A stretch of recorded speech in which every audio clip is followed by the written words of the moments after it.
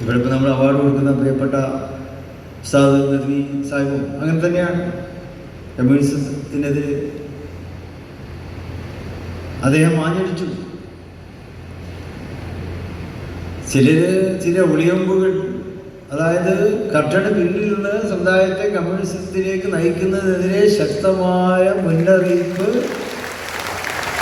ഉചിതമായ സമയത്ത് തന്നെ അദ്ദേഹം കൊടുത്തു എന്നുള്ളതാണ്. നമസ്കാരം, തിരൂരങ്ങാടി ടുഡേ ന്യൂസ് അപ്ഡേറ്റ്സിലേക്ക് സ്വാഗതം. പതിറ്റാണ്ടുകളായി ചെമ്മാട് പട്ടണത്തിൽ സ്വർണ്ണ വ്യാപാര രംഗത്ത് വിശ്വാസം കാത്തുസൂക്ഷിച്ച് പുതിയ കാലത്തിന്റെ പരിഷ്കാര പ്രൗഢിയോടെ സ്വർണ്ണ തിളക്കത്തിൽ Aamiya golden diamonds, bypass road, Chemmad. ശക്തമായ കമ്മ്യൂണിസ്റ്റ് വിരുദ്ധ നിലപാട് സ്വീകരിക്കുന്നതിൽ സമസ്ത കേരള ജംഅത്തുൽ ഉലമ മുഷാവറ അംഗം ബഹാവുദ്ദീൻ നദ്വിയെ പുകഴ്ത്തി മുസ്ലിം ലീഗ് സംസ്ഥാന പ്രസിഡന്റ് സാദിഖ് അലി ശിഹാബ് തങ്ങൾ. കർട്ടന് പിന്നിൽ നിന്ന് സമുദായത്തെ കമ്മ്യൂണിസത്തിലേക്ക് നയിക്കുന്നവർക്ക് ഉചിതമായ മുന്നറിയിപ്പ് അപ്പോൾ തന്നെ ബഹാവുദ്ദീൻ നദ്വി കൊടുക്കാറുണ്ടെന്ന് തങ്ങൾ പറഞ്ഞു. കൊളത്തൂർ ടി മുഹമ്മദ് മൗലവി അവാർഡ് ബഹാവുദ്ദീൻ നദ്വിക്ക് നൽകുന്ന ചടങ്ങിൽ സംസാരിക്കുകയായിരുന്നു അദ്ദേഹം. സമുദായങ്ങൾ തമ്മിലുള്ള ഐക്യത്തിനും സമുദായത്തിനുള്ളിലെ ഐക്യത്തിനും വിട്ടുവീഴ്ചകൾ ചെയ്യേണ്ടി വരും. കമ്മ്യൂണിസത്തിനെതിരെ ആഞ്ഞടിച്ച നേതാവാണ് ബഹാവുദ്ദീൻ നദ്വി.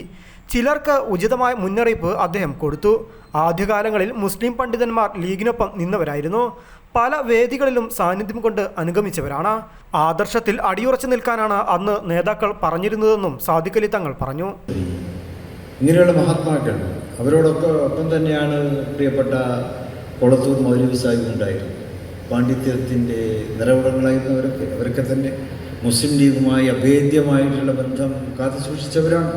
മുസ്ലിം ലീഗിൻ്റെ വേദികളിൽ പ്രസംഗിക്കുന്നവരായിരുന്നു. അതുപോലെ തന്നെ അവിടെ ആ വേദികളിൽ സാന്നിധ്യം കൊണ്ട് അവരൊക്കെ അനുഗ്രഹിച്ചവരായിരുന്നു.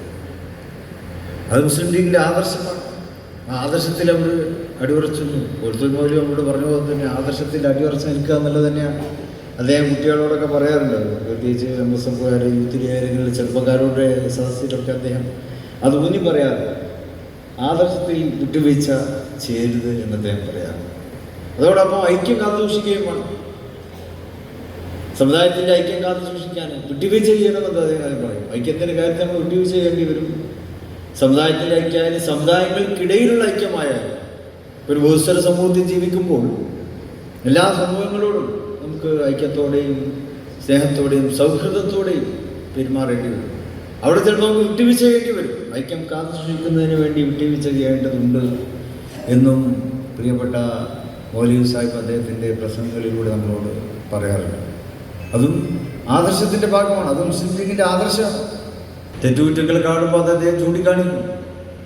അതിനാരും അവരുടെ മുഖത്ത് നോക്കാറില്ല. കമ്മ്യൂണിസത്തിനെതിരെ അദ്ദേഹം എപ്പോഴും ആഞ്ഞടിക്കാറുണ്ട്. അദ്ദേഹത്തിൻ്റെ പ്രസംഗങ്ങളിലൊക്കെ പല കമ്മ്യൂണിസ്റ്റ് വിരുദ്ധതയുടെ ഉദാഹരണങ്ങൾ അദ്ദേഹം പറയാറുണ്ട്. സോവിയറ്റ് റഷ്യയിൽ കഴിഞ്ഞ കാല അവിടുത്തെ ഗോർബച്ചേവിൻ്റെ പതനം, അവിടുത്തെ കമ്മ്യൂണിസത്തിൻ്റെ പതനം, ഇതേക്കുറിച്ചൊക്കെ തന്നെ അദ്ദേഹം വളരെ വാചാലമായിട്ട് അദ്ദേഹത്തിൻ്റെ പ്രസംഗങ്ങളിലും ക്ലാസ്സുകളിലൊക്കെ അദ്ദേഹം സംസാരിക്കാറുണ്ട്. ഇവിടെ ഇപ്പോൾ നമ്മൾ അവാർഡ് കൊടുക്കുന്ന പ്രിയപ്പെട്ട ഉസ്താദ് നദ്വി സാഹിബും അങ്ങനെ തന്നെയാണ്. കമ്മ്യൂണിസത്തിനെതിരെ അദ്ദേഹം ആഞ്ഞടിച്ചു. ചില ഒളിയമ്പുകൾ, അതായത് കർട്ടന് പിന്നിലുള്ള സമുദായത്തെ കമ്മ്യൂണിസത്തിലേക്ക് നയിക്കുന്നതിനെതിരെ ശക്തമായ മുന്നറിയിപ്പ് ഉചിതമായ സമയത്ത് തന്നെ അദ്ദേഹം കൊടുത്തു എന്നുള്ളതാണ്. ചില വിമർശനങ്ങളുണ്ട് സമയത്തിന് കൊടുത്തിരിക്കണം എന്നുള്ളതാണ്. സമയം കഴിഞ്ഞിട്ട് കൊടുത്തൊരു കാര്യമില്ല.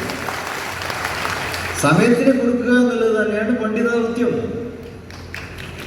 ആ ദൗത്യമാണ് മഹാനായ ഉസ്താദ് എപ്പോഴും നിർവഹിക്കാറുള്ളതെന്ന് പറയുന്നത് നമുക്ക് വലിയ സന്തോഷവും അഭിമാനവും. ആ നിലകൊള്ളിൽ തന്നെയാണ് അദ്ദേഹം ആദരിക്കപ്പെടുന്നത്.